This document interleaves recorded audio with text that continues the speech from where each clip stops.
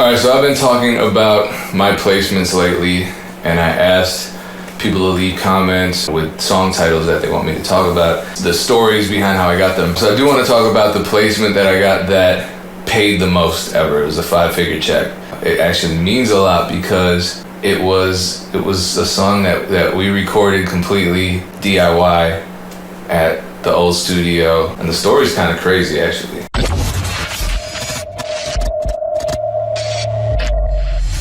Let's be honest, you're not gonna find these videos anywhere else. Why? Because I make them. So it would really help me out if you subscribe. If you've already subscribed, what also really helps is if you like the video and leave a comment. It's hard in the era of clickbait videos on YouTube and negativity in the producer community, and I appreciate your support. Thank you so much. Oh, by the way, this is Ted Park. And people requested to hear about how we made Hello, which is the one we're gonna talk about first, and then also Drippin', which is also kind of a crazy story. And I didn't want to talk about it weeks ago because I knew he was just going to come by, and now we're quarantined, so we're stuck in this house together. We had never worked together in the studio before we made Hello.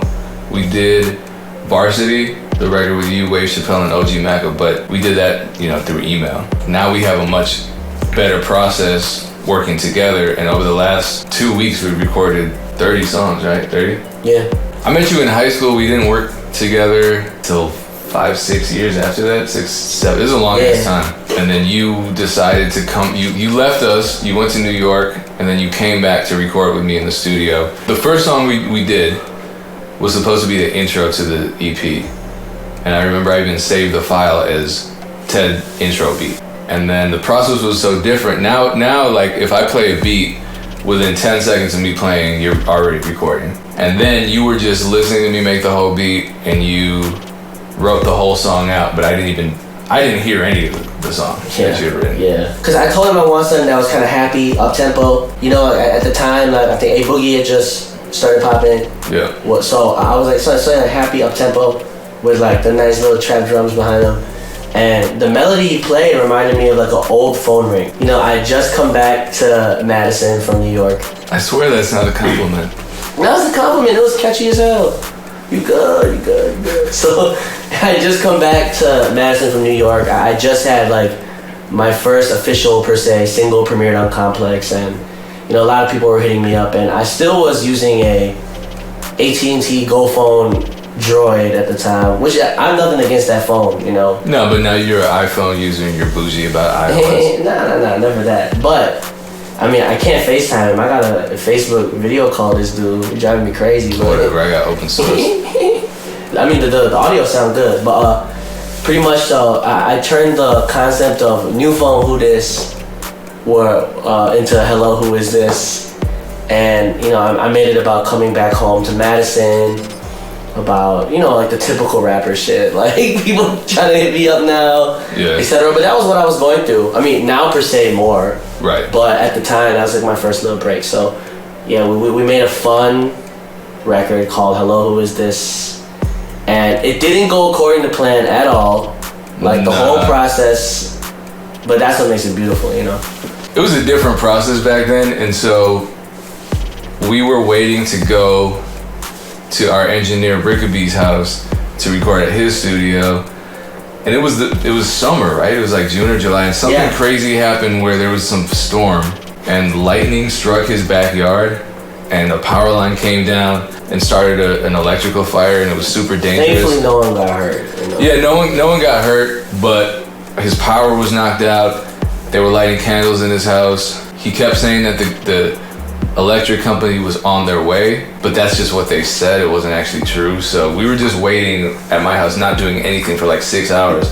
Finally, it just got to us, and you looked at me and you're like, yo, bro, how bad is your mic? I think that was the question you asked. I'm like, I mean, I don't think it's a bad mic. Now looking back at it, I could have been like, hey man, like what kind of mic do you have? Do you like the mic you use? Have you recorded with it? But the first thing that came out of my mouth was, hey, how bad is your mic, bro? If you want me to take you to the Chinese restaurant, you say, hey man, you hungry? Instead of just, take me to the Chinese restaurant. So back then, him asking how bad is your mic, I knew what he was asking, which was, can we just record it here? Because I got the idea in my head. So I was like, look, let's try it out. So we recorded it. that was kind of the birth of our process, because I produced it and then tracked it and then vocal produced it, and then we just sent, and there was like an 18-part harmony in it too. Then we just sent the vocals to Ricky B, and he mixed it once his electricity came back. And then, how long did we sit on that record? We didn't release it right away. Nah, 2 months. Yeah. After the Complex premiere, I was so struck on trying to get like a huge music blog to premiere it. And I mean, granted, Ear Milk did drop it, so that was dope. Shout out to Ear Milk. But I think I hit you up like, hey man, like I know I don't really have a plan. I just want to drop the record. I think it's dope. Yeah, and I was like, yeah, cool, drop it. So you just dropped it on Spotify, I guess. Yeah, Spotify, SoundCloud. Yeah. No plan, just threw it out there. And SoundCloud did pretty well to start out. I mean, because I had momentum on SoundCloud at that time. That was my main platform, which ironically I just don't care about anymore. Which I probably should, you know, but... It's honest though. Yeah, I just don't. Actually, my music automatically uploads from distribution to SoundCloud, and I just don't check. I'm just like, oh, you know, but... You should check today just to see. Yeah, for sure. So then like weeks passed, and the song just kind of didn't do anything crazy, and then all of a sudden it got on some big playlist out of nowhere. Yeah. I started getting messages that they saw Hello Who Is This on Spotify's Fresh Finds playlist. Which is a huge playlist. Yeah, it was a big look, and we saw the numbers go from first 28 days of the song, under 1,000 plays. The next like 4 or 5 days of the song, like 100,000. Yeah, no, it was crazy. And we didn't know that Spotify reported to Billboard, which in retrospect we should have known, but right. They had something called the viral charts, and then we hit the top 10, where we broke into the top 10 and just kind of kept climbing from there, which was crazy. So we were checking it every day. But once we got to that point, it was like we just started telling people, keep streaming the song. Look, we broke into the top 10. So a lot of the fans, you know, they wanted to see us succeed, so that gave them a reason to mobilize. And then the record label started reaching out, and I remember I was on tour at the time with Soul. I was in Switzerland maybe, and that's when you started calling me. How are you calling me? You didn't download some like third-party app? And we finally just decided to sign with one label. And it was a cool deal because it wasn't the traditional recording contract. I think in 2 years we get our masters back, plus the advance, which was, like I said, it was 5 figures, but on the higher end of 5 figures, not like just 10,000. So, and I don't remember the exact amount. We didn't spend any money on marketing. No money on recording. No money on recording either. So similarly, the Drippin' record that we did later, right? We sat on for like a year and a half. Yeah. Because you hated the record. Yeah, it just didn't have that oomph to it. I wasn't feeling it. And I felt like my verses were a little lackadaisical, lacking energy. But that's the vibe I got from the... I agreed with you. I didn't think Drippin' was the best song that we had either. But it was just the mix didn't sound good. It was a rough mix. We didn't actually have it mixed by an engineer. I felt like it needed more energy. Somehow after like a year of you hating the song and me thinking it was just never coming out, you contacted me and you said, yo, I'm doing it. I'm getting Jessie on the song. She gave us a great look with that verse for sure. But you had to re-record. I don't know how many times you re-recorded that song. Twice. You recorded your part twice, but then you recorded her part twice also. Yeah. How did that go? How did you convince her to re-record her stuff twice? She wanted to. Oh, okay. She's like a perfectionist, man, with her music, you know what I mean? I respect it. Came out really dope too. But then it was when it got mixed and mastered by Dakota G, shout out to him.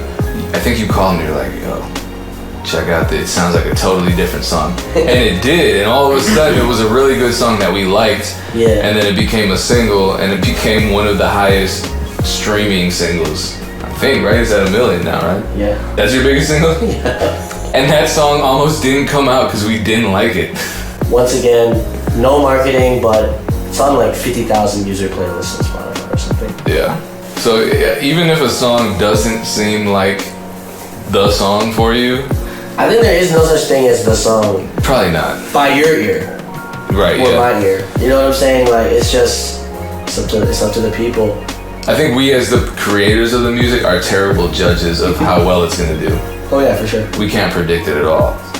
So that's why I'm always, we talk to people, whether it's a producer talking about beats, or an artist talking about a song, or a songwriter talking about a demo, they just want to perfect it to the point where they just never put it out because they're so. And like we can tell our friends like, oh, your opinion doesn't mean shit because you don't make music, but the reality is they're the people listening to it. Yeah, so it does. So for me, it's like when I keep hearing the same, oh, I like this one from multiple people over and over and over again. Even if that's not the one that you would have chosen. Yeah, it's like, oh.